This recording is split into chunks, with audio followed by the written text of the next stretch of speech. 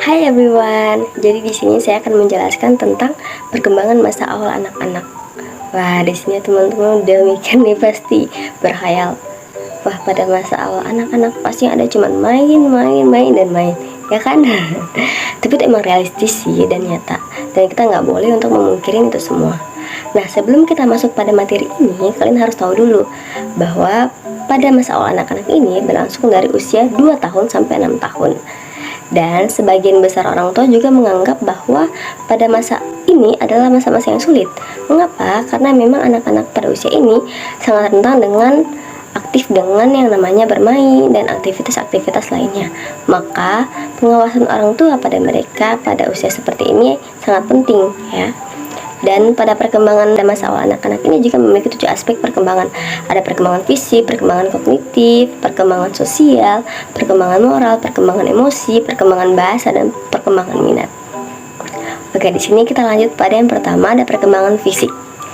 Perkembangan fisik pada masa awal anak-anak dengan pada masa bayi tentunya sangat jauh berbeda.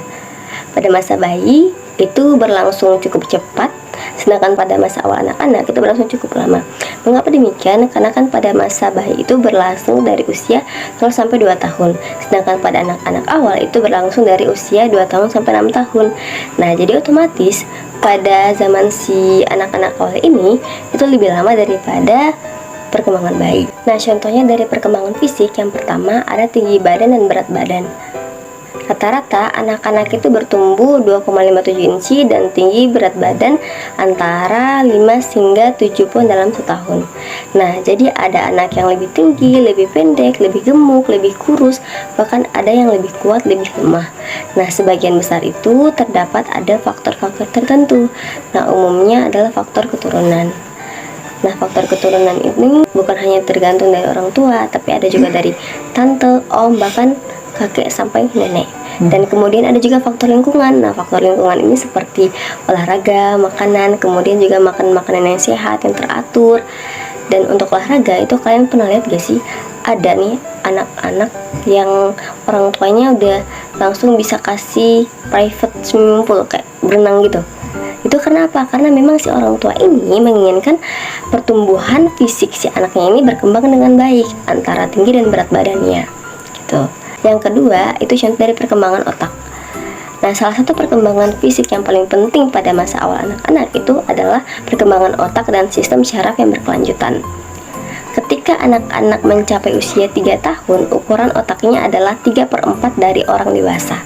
Nah, sedangkan pada usia 5 tahun itu otaknya mencapai sekitar 9/10 dari otak orang dewasa. Dan yang ketiga itu ada perkembangan motorik. Nah, dari perkembangan motorik ini dibagi menjadi 2. Ada keterampilan motorik kasar dan keterampilan motorik halus. Nah, dari keterampilan motorik kasar itu pada anak usia 3 tahun itu anak-anak masih suka dengan kegiatan yang sederhana seperti mencengkrak-cengkrak, berlompat ke sana kemari hanya demi kesenangan mereka sendiri. Nah, kemudian pada usia 4 tahun itu anak-anak lebih suka dengan kegiatan yang sama, namun mereka juga lebih berani mengambil risiko seperti memanjat-manjat tangga dan lain sebagainya. Dan mereka juga melakukan itu semua hanya untuk memperlihatkan kepada orang-orang bahwa mereka mampu, bahwa mereka bisa, bahwa mereka hebat gitu. Dan pada usia 5 tahun itu anak-anak lebih berani dari usia 4 tahun yang sebelumnya. Nah, contohnya mereka suka berlomba sama dengan teman sebaya, berlari dengan sekencang-kencangnya tanpa untuk menghasilkan apapun, itu pada usia 5 tahun ya. Nah, yang kedua itu ada keterampilan motorik halus. Nah, contohnya pada usia 3 tahun itu anak-anak suka menempatkan dan meletakkan benda-benda seperti menempatkan balok-balok walaupun tidak terlalu rapi yang seperti aslinya. Nah, kemudian pada usia 4 tahun itu anak-anak juga suka dengan kegiatan yang sama, namun mereka suka lebih rapi karena memang tidak akan puas dengan hasil yang mereka buat. Mereka ingin hasilnya itu lebih dari itu. Nah, sedangkan pada usia 5 tahun, keterampilan motorik halus anak itu lebih meningkat. Misalnya, mereka lebih asik, lebih suka dengan desain-desain yang menarik seperti rumah, masjid, menara, bahkan gambar-gambar princess ataupun Barbie pun mereka juga suka mengikutinya kalau mereka memang bisa, walaupun tidak semirip yang aslinya gitu. Nah, jadi pertumbuhan dan perkembangan fisik anak itu membutuhkan energi. Nah, oleh sebab itu, peran orang tua berperan penting untuk menyediakan makanan dan lingkungan pemeliharaan kesehatan yang baik untuk si anak, serta lingkungan yang bersih. Yang kedua, kita masuk pada perkembangan kognitif. Nah, perkembangan kognitif ini adalah perkembangan yang dimana meningkatnya kemampuan kecerdasan, kreatif bebas, imajinatif. Perkembangan yang berkembang dengan sangat pesat seiring bertambahnya usia pada anak. Nah, contohnya, matahari kadang-kadang berwarna hijau dan langit berwarna kuning. Yaitu namanya imajinasi dan kreatif mereka yang sangat bebas. Berdasarkan teori menurut para ahli Piaget tentang perkembangan kognitif, itu perkembangan kognitif pada masa awal anak-anak berada pada tahap pemikiran praoperasional. Nah, pada tahap pemikiran praoperasional itu dibagi menjadi dua tahap. Ada subtahap simbiolis dan subtahap pemikiran intuitif.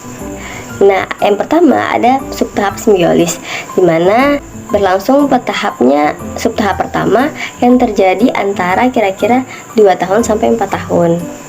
Nah, biasanya mereka lebih sering menggunakan desain-desain coret-coret seperti mewarnai dari awan, manusia, hewan-hewan, dan lain sebagainya. Nah, yang kedua ada subtahap pemikiran intuitif, di mana adalah subtahap pemikiran yang kedua praoperasional yang terjadi kira-kira antara usia 5-7 tahun. Nah, pada subtahap ini anak-anak lebih suka penyalaran kognitif dengan ingin mengetahui segala sesuatu yang ada di dunia ini, seperti, ibu, mengapa kita bisa tumbuh seperti saat ini?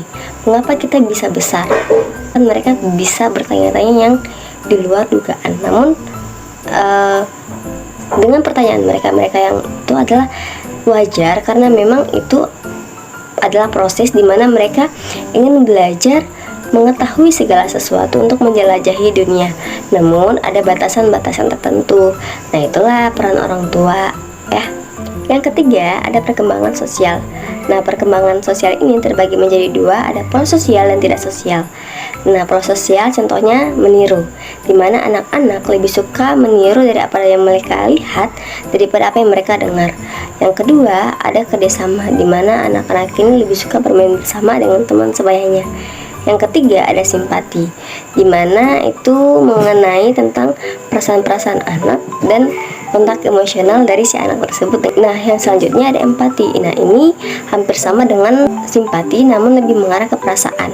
Nah, sedangkan pola tidak sosial yaitu contohnya negativisme. Itu contohnya seperti melawan dari arahan dari orang dewasa. Kemudian ada mementingkan diri sendiri, di mana mementingkan diri sendiri ini adalah mereka lebih mementingkan diri bermain mereka daripada orang lain ataupun orang tua mereka. Yang keempat ada perkembangan moral. Nah, menurut para ahli Piaget dalam Harlock tahun 1980 mengatakan bahwa pada masa awal anak-anak itu ditandai dengan moralitas melalui paksaan.